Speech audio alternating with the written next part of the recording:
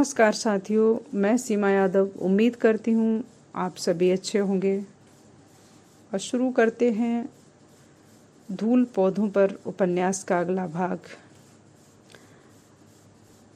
आप लोग इसे सुनेंगे तो जितना भी तक आपने सुना होगा उसमें बहुत बड़ी गलतफहमी एक लड़की को लेकर, एक कवि को लेकर जो आपके अंदर चल रही है। अब इसका अंत आने वाला है, लेकिन अंत में आपको समझ में आएगा कि सही क्या है, सच क्या है, जो आज भी हमारे समाज में व्याप्त है। अक्सर हो रहा है सभी के साथ, लेकिन बोलने की हिम्मत हर कोई नहीं रखता।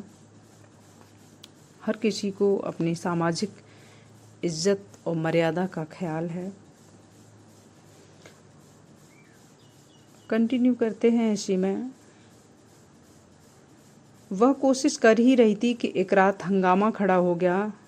वह माँ बेटे दोनों सो रहे थे, क्योंकि युवा गुरु देर रात तक मंदिर में ही रहता था और वो जब भी आता था तो चुपचाप सिद्धार्थ की तरफ लेट जाता था, क्योंकि उसे सुबह उठने की जल्दी तो कभी होती नहीं थी।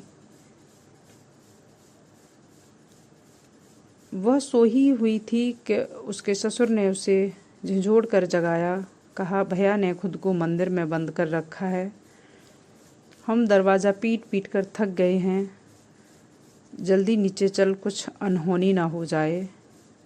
रात के 12:15 बज रहे थे।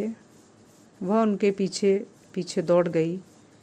वहाँ देखा जाकर तो और भी 2-4 लोग खड़े थे, मंदिर के दरवाजे को पीट रहे थे, पर अंदर से युवा गुरु कुछ भी नहीं बोल रहा था। फिर एक दूसरे की तरफ देखते हुए कुछ लोगों ने कहा कि अब ज़्यादा प्रतीक्षा करना ठीक नहीं है, गेट को, दरवाजे को तोड़ा जाए, नहीं कुछ अनहोनी ना हो जाए।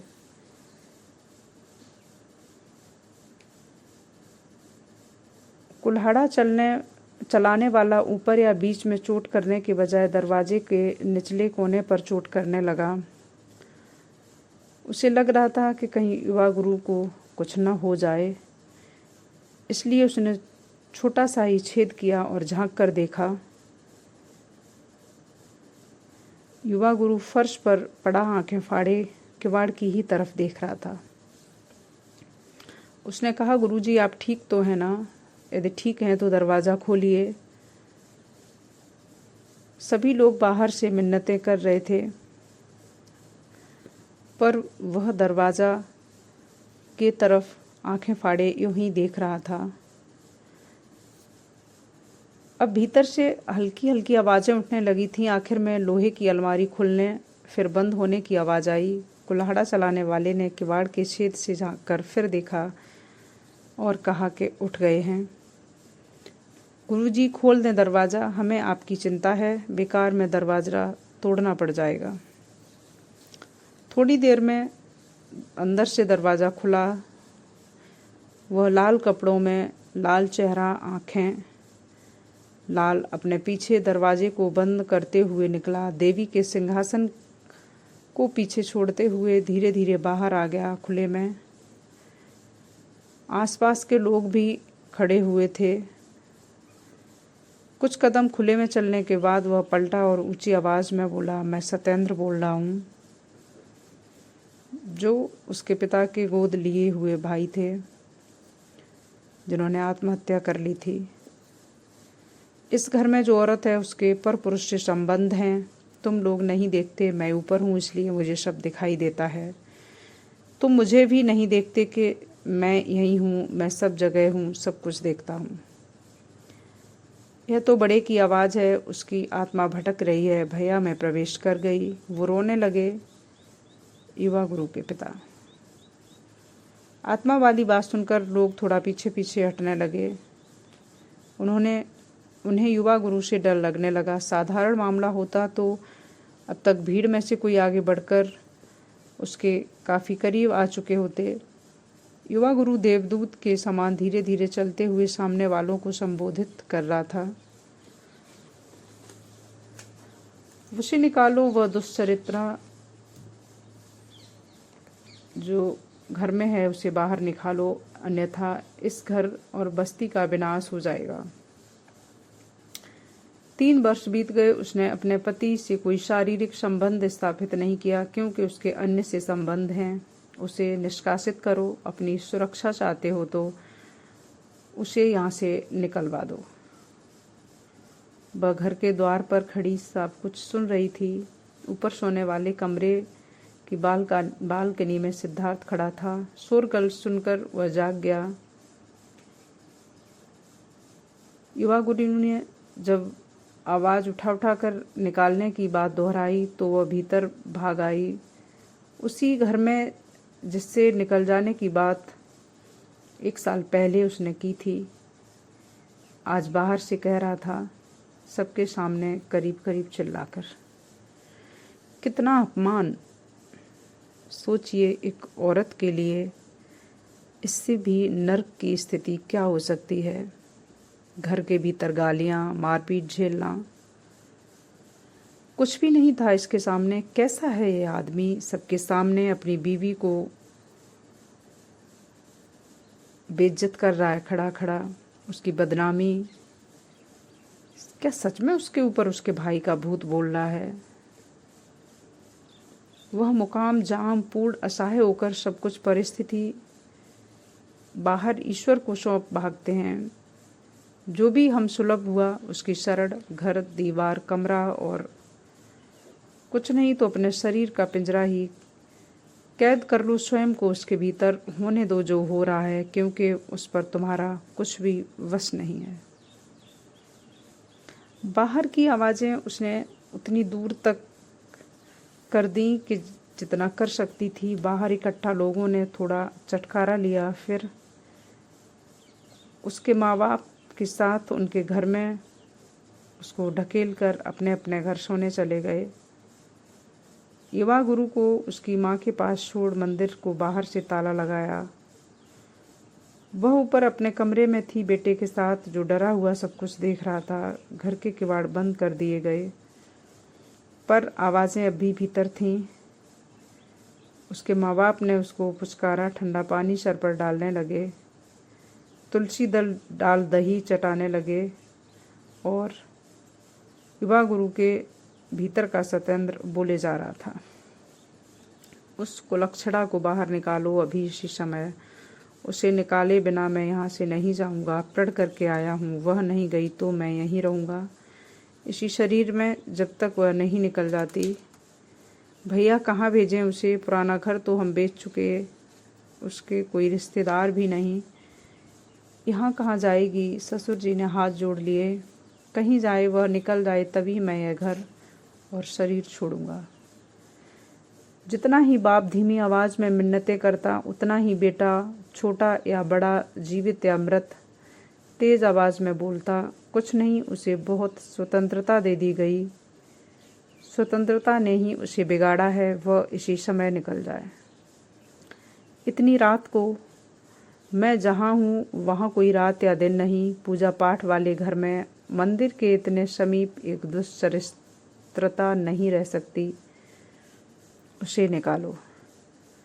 ससुर डरा रोता हुआ उसके पास आया। बड़े की आत्मा विद्रोह पर उतर आई है, जिद पर अड़ी है। तू अभी कहीं चली जा, सवेरे आ जाना। तेरे जाने से बड़े की आत्मा इसे छोड़ देगी। अभी जा तू कहीं भी। भैया को कुछ हो गया तो। बिना कुछ कहे उसने अलमारी से बैग निकाला। कपड़े जो स्कूल कल पहन कर जाने थे बच्चे के और अपने, रख लिए। जितने उसके पास पैसे थे वो लिए और बेटे की बाह पकड़ सीढ़ियाँ उतर गई। दीवान पर वह अपनी माँ के पास बैठा। उसने उन्हें नज़र एक डाल के देखा भी नहीं। सिद्धार्थ जरूर मुड़ मुड़ कर अपने पिता को देख रहा था। वो बेहद डरा हुआ था। बाहर खुले में जहाँ थोड़ी देर पहले वह शोर कर रहा था, वहाँ अब सन्नाटा था। समय कहीं के लिए 3 व्हीलर, इस समय कहीं के लिए 3 व्हीलर भी नहीं मिलेगी। बची रात किसी पार्क में, वहाँ खतरा था। वह स्त्री थी। उसने अपना स्कूटर उठाया, सिद्धार्थ को पीछे बिठाया और चल पड़ी। कहीं नहीं तो स्टेशन या प्लेटफॉर्म है, लेकिन सवेरे बाथरूम। ससुर ने कहा सवेरे आ जाना, तो यूं ही कहीं घूम घाम कर सवेरे होते होते वहीं लौट आए जहाँ से जब चाहे निकाल दी जाए। फ़ौरन स्कूल के लिए तैयार होना होगा। स्कूल जाना है उसे भी, सिद्धार्थ को भी। काम में डाल देने से इस रात यह दुस्वप्न सा घुल सकेगा। उसके मन में सिद्धार्थ के मन से भी इसके लिए अच्छा है कि अभी से लगाकर दूसरे दिन स्कूल से लौटने तक वे दोनों बाहर रहें। वह पास के ही एक होटल चली गई। स्कूल के लिए सवेरे वहीं से निकल गए दोनों। स्कूटर बीच में एक जगह रखकर वहाँ से स्कूल की बस पकड़ ली। दोपहर को वापस फिर वही घर जहाँ से किस किस तरह वह निकाली जाती है और किस किस तरह लौट आती है। सब कुछ रोज जैसा ही था, सपाट, जैसे पिछली रात कुछ हुआ ही न था। सास ससुर अपने अपने कमरे में, मेज पर उसके और सिद्धार्थ के लिए खाना लगा हुआ। ऊपर कमरे में वह सोया पड़ा था जैसे हमेशा मिलता था। कपड़े बदल खाना खाकर उसने सिद्धार्थ को होमवर्क पर बिठा दिया। खुद स्कूल की कॉपियाँ जांचने बैठ गई जैसा वो हमेशा करती थी। अपराह्न की नींद उसके नसीब में थी ही कहाँ, क्योंकि उस वक्त उसे घर का काम, शाम का खाना बनाना होता था। शाम 5 बजे जब उसकी नींद खुली, करीब करीब उस समय काफ़ी बनाया करती थी। आज भी बनाई, उसके लिए भी ऊपर लेती आई। सिद्धार्थ के लिए दूध, जैसा हमेशा करती थी। सिद्धार्थ के ऊपर रहने तक उसे कोई कुछ नहीं बोला। जब वह खेलने बाहर निकल गया तब युवा गुरु ने ही शुरू किया। स्कूल से आकर कॉपियाँ लेकर बैठ जाती है, मुझसे एक शब्द तक नहीं बोलती, जैसे मैं घर में हूँ ही नहीं। बोलने लायक रखा क्या आपने? वही कहेगी न कि नौकरी नहीं करता, दिन भर घर में पड़ा रहता है। वह तो जाहिर है, जो नहीं जाहिर उसे सबके सामने अनाप शनाप बोलकर जाहिर करते हो। पहले तो अंदर तो रखते थे कम से कम, अब बाहर भी वही चीज़ें चिल्लाते हो। शर्म तो आती नहीं है अपनी बीवी को खुद के मोहल्ले के सामने नंगा करते हुए। आक्रोश आखिर फूट ही पड़ा। युवा गुरु का चेहरा आश्चर्य में थोड़ा खिंचा। मैंने क्या किया, किससे कहा? आधी रात मंदिर के कमरे में बाहर नाटक करने की क्या ज़रूरत थी? मैं तो सोया हुआ था और दिनों की अपेक्षा कल नींद बहुत गहरी थी। अब जाकर उठा। सवेरे तुम लोग कब स्कूल चले गए मुझे पता ही न चला। आपका धर्म, पूजा पाठ क्या इतना झूठ बोलना सिखाता है? जो आपने लोगों को बुलाकर मैदान में बोला, झूठ पर झूठ, सबके सामने मुझ पर लांछन लगाए। कहा कि मैं दूसरे पुरुषों से संबंध रखती हूँ। इसमें आपकी फजीयत हो रही थी, उसका भी ध्यान नहीं रहा क्या? रात को मुझे घर से निकाला। सिद्धार्थ को लेकर मैं होटल में रही। मेरे पास पैसे यदि होते तो मैं वहीं रहती, कभी लौट कर ना आती। यह सब झूठ है, मैंने किसी से कुछ नहीं कहा। कल रात तो मैं सोया था यहाँ इसी पलंग पर। वाह क्या निश्चलता है। जाओ, जिन्होंने आपको पैदा किया है उनसे पूछो अपनी करतूतों के बारे में। मंदिर के कमरे के किवाड़ों को देखो जिन्हें कुल्हाड़ी से तोड़ना पड़ा। लोगों के आगे क्या इज्जत रही मेरी, सिद्धार्थ की। आपकी तो खैर कभी थी ही नहीं। इसके बाद भी आप उम्मीद करते हो कि कोई स्त्री आपको अपना शरीर छूने देगी। छूने दे तो कल के दिन वैसा ही नाटक कर सबके सामने ऐलान करता कि वह अब मेरे साथ सोने लगी है। इसके आगे वह नहीं सुन सका। तौलिया उठाकर बाथरूम में घुस गया। युवा गुरु बीमार था, वह डॉक्टर को बुला लाई। गैस, एसिडिटी और थोड़ा लीवर ही खराब। डॉक्टर की बताई दवाइयाँ खरीद लाई। जब तक घर में रहती खुद दवा देती, फिर समझा कर जाती ये इतने इतने टाइम। परहेजी खाना दिन के लिए बनाकर रख जाती, शाम का बनाकर भी परोस देती। सब कुछ निष्प्रह भाव से, सारी रंजिश भूल कर, जैसे कि घर एक अस्पताल था, युवा गुरु रोगी और वह नर्स। बीमार आदमी से वया बैर पाला जा सकता है क्या? हो सकता है सचमुच प्रेतात्मा उसके चोले को झकझोर गई हो।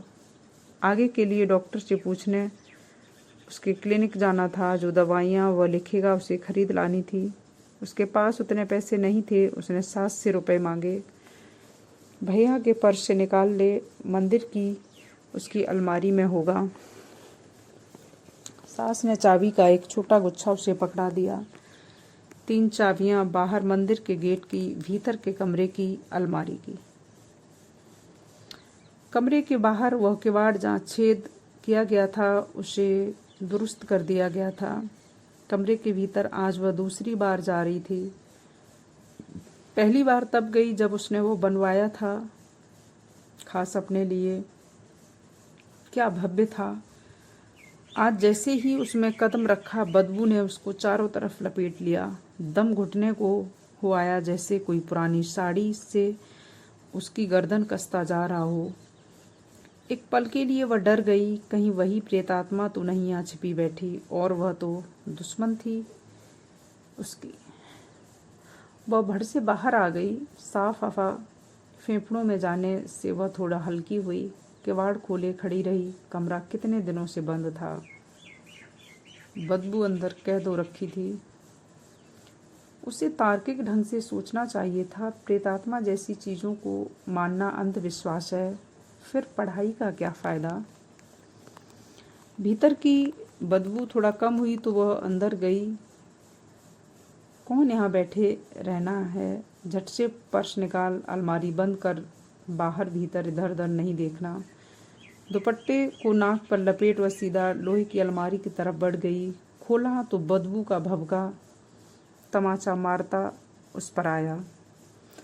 अलमारी में वोदका, रम, विस्की की खाली भरी अधभरी बोतलें, बिना धुले मैले से गिलास रखे थे। कुछ गिलासों की तलछट में शराब अब भी पड़ी थी। दीक्षा ले चुका यह आदमी, लाल पोशाकों वाला स्वामी, गुरु, उपासक, साधक, लोगों को प्रवचन देने वाला, उन्हें सुधारने वाला, श्री श्री 108 श्री स्वामी फलां आनंद ज्योतिषाचार्य। गाली गलौज में वह कभी कभी बोल दिया करती थी, पर यह तो सचमुच पाखंडी निकला। क्या पता यह मांस मछली भी चलता हो। मंदिर के एकदम बगल में प्लेटें ही थीं, हालांकि वे साफ एक तरफ रखी थीं। उसने पर्स उठाया, अलमारी भड़ से बंद की और फड़फड़ कमरे से बाहर निकल गई। घर पहुंचकर पर्स चाबी सास को थमाते हुए कहा, 200 रुपये निकाल कर मुझे दे दें, और चाहें तो आप भी देख लें। देखा वह अलमारी में देवी देवता जो आपके सुपुत्र ने सजा रखे हैं और जिनकी वह पूजा करता है।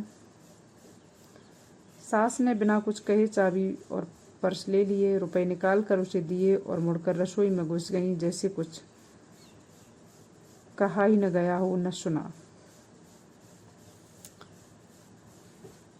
युवा गुरु ने से उसने कुछ नहीं कहा। उनके वे संबंध नहीं थे। बीमार की तीमारदारी में जो थोड़ी करुणा कोमलता उतरती आ रही थी, तिरोहित हो गई, खाना पूरी रह गई।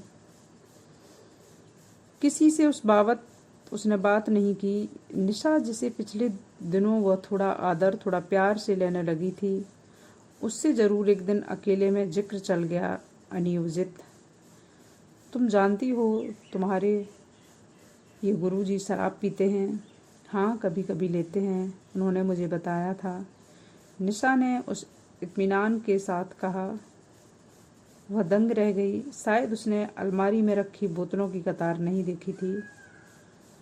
तुमने कभी मना नहीं किया।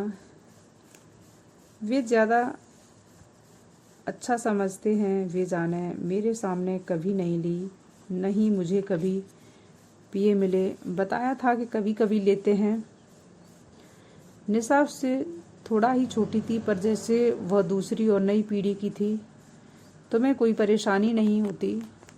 मुझे क्या, निशा ने कंधे उचकाए। यह उनका निजी मामला है। तुम्हें मना करना चाहिए था। मैं क्यों पढ़ूं इस सब में, आप जाने और वे। उसने देखा कि निशा खुद को साफ अलग कर लिया। शराब से जो गुरु की खराब सोहबत बनेगी या गुरु के स्वास्थ्य पर जो असर होगा, उसे इस सब से कोई मतलब नहीं था। घर में उन सभी को मालूम था कि निशा युवा गुरु की करीबी है, पर न निशा ने न ही कभी सास ससुर ने उसे चेताया। कोई तकलीफ तक महसूस नहीं की। वह महसूस कर रही थी जो मानसिक रूप से युवा गुरु से दूर थी।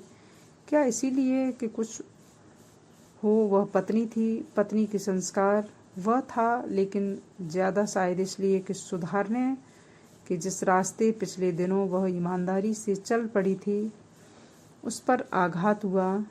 प्रेतात्मा पहले कभी कभी मानने लग जाती थी कि शायद चढ़ाई हो, लेकिन जो उसने देखा, शराब की खाली बोतलें, गिलास, प्लेटें, यह सिलसिला जाने कब से चल रहा है। बिल्कुल हो सकता है कि उस रात युवा गुरु पिए हुए था, प्रेतात्मा का नाटक कर रहा था। वह हताश हुई थी। जिन चीज़ों को ठीक नहीं होना होता वे नहीं सुधरती, कुछ भी कर लो। आज के लिए बस इतना ही। धन्यवाद।